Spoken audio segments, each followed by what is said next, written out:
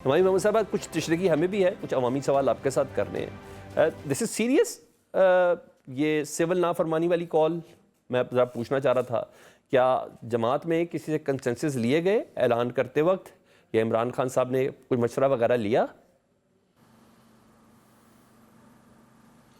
بسم اللہ الرحمن الرحیم. ایاک نعبد و ایاک نستعین. دیکھیں، جب ہم لوگ بات کرتے ہیں سول ڈس اوبیڈینس موومنٹ کی، تو ہسٹری تو آپ نے پڑھی ہوگی، اور اس طرح بے تحاشا لیٹ 80s میں، 90s میں، 2000s میں ویلویٹ اور پتہ نہیں کون کون سے مختلف ریولوشن برٹش کے ساتھ جو تھا، وہ ساری چیزیں وہ اپنی جگہ پر ہیں.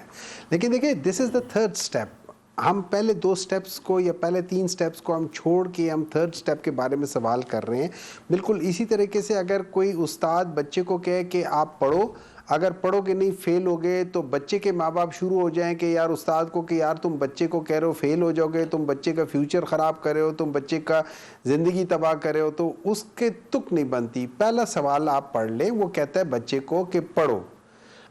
اگر بچہ پڑھ لے گا تو فیل ہی نہیں ہوگا. اب اسی طریقے سے اس چیز میں یہ لوگ ہمیشہ کہتے تھے کہ آپ لوگ گورنمنٹ سے بات نہیں کر رہے ہو، آپ لوگ پولیٹیکل پارٹی سے بات نہیں کر رہے ہو، آپ لوگ یہ نہیں کر رہے ہو، آپ وہ نہیں کر رہے ہو. تو عمران خان نے لا کے ان کے سامنے ایک بات رکھ دی ہے کہ ایک کمیٹی بنائی، اس کمیٹی کو امپاور کیا کہ گورنمنٹ سے بات کرو. گورنمنٹ سے بات کرنے کے لیے 2 جو میجر شرائط تھے یا جو میجر ڈیمانڈز تھی، آپ یہ سمجھ لیں کہ یار دیکھو یہ 2 چیزیں، اور اس میں کوئی برائی نہیں ہے. پہلی چیز ہے جو پولیٹیکل پرزنرز ہیں، جن کے اوپر ابھی تک کوئی کیس ثابت نہیں ہوا اور 1.5 سال سے وہ جیل میں بیٹھے ہوئے، ان کو کہا ہے کہ ان کو آپ رہا کر دو، آپ بیل پہ رہا کر دو. یہ نہیں کہا کہ ان کے کیسز ختم کرو، جیسے باقی لوگ پی ایم ایل این والے یا پیپلز پارٹی والے ڈیمانڈ کرتے تھے کہ ہمارے اوپر سے کیسز ختم کرو. عمران خان نے یہ نہیں کہا کہ کیسز، انہوں نے کہا ان کو رہا کر دو. اب رہا کرنے کے بعد یہ یاد رکھیں، ابھی ان کے اوپر کیسز ہیں، رہا ہو گئے بیل پہ. ان میں سے کچھ کو تو آدھے پاکستان کے قانون کے مطابق سی آر پی سی 497 سب کلوز 1 کے تحت ویسے بھی رہا ہو سکتے ہیں.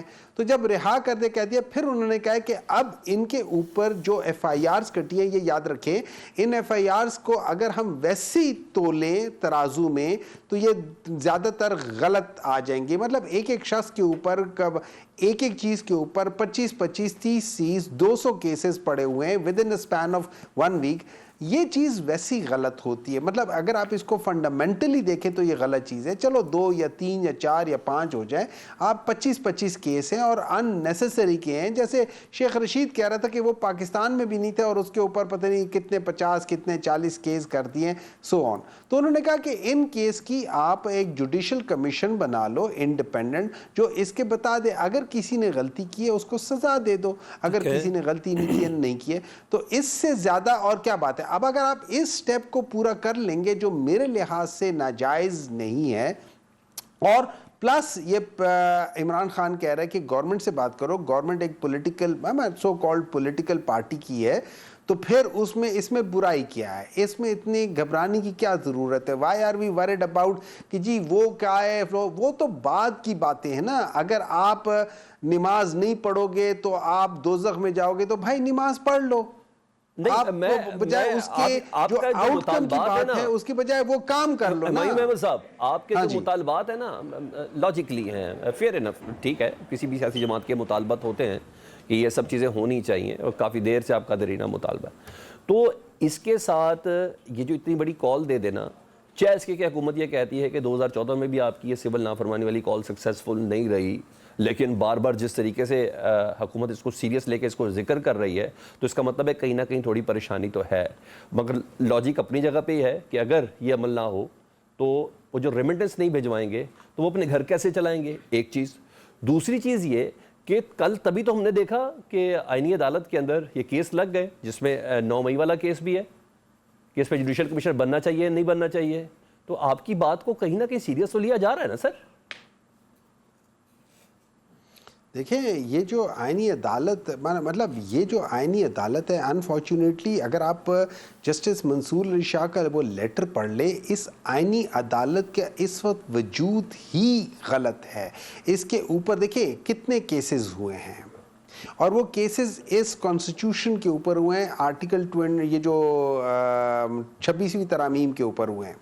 तो उसके लिहाज से वो सही फरमाते हैं कि देखें एक ऐसी चीज़ के ऊपर है, और वो हवाले भी दे रहे हैं कि यार वो हुआ था उस वक्त हमने ये किया था। तो at the end of the day आप बिल्कुल उसी तरीके से 30 साल बाद 40 साल बाद वही सुप्रीम कोर्ट वही कुछ कर रही है, तो हम पहले से क्यों नहीं सही काम करते, मुझे समझ नहीं आती है हम लोगों को क्या हो गया, हम क्यों गलत काम करते हैं। नंबर 2, अगर देखें अगर आप ये समझते हैं कि 2014 में हुआ था उसका कोई फ़ायदा नहीं हुआ था, रेमिटेंसेस कोई कर वो उन्होंने अपने घर चलाने वो कर लेंगे, तो फिर ठीक है, फिर पाकिस्तान तहरीक इंसाफ का ब्लफ कॉल कर लें। फिर आप कहते हैं कि सॉरी हम आपसे बात ही नहीं करते, ब्लफ कॉल कर ले। मैं आपको वजह बताता हूं कि क्यों नहीं करेंगे ये। इस वजह से कैसे आपने मैं वजह पूछ लेता हूं ना जरा, पहले इस सवाल का जवाब इख्तियार वली साहब से लूं ना सर। इनकी एक मिनट, इनकी इकोनॉमिक कंडीशंस इतनी खराब हैं कि ये जो आज कह रहे हैं ना कि स्टॉक एक्सचेंज 110 को चढ़ गया है, उसकी आज भी वैल्यू उस जमाने की 30,000 के बराबर नहीं है जब पीटीआई के दौर में 50,000 को क्रॉस कर गया था। उस वक्त मैं आता हूं ना, 30,000 या उसके 25,000 इकोनॉमिक कंडीशन खराब नहीं है, पाकिस्तान की इकोनॉमिक कंडीशन खराब है, ये कहना ज्यादा मुनासिब होगा।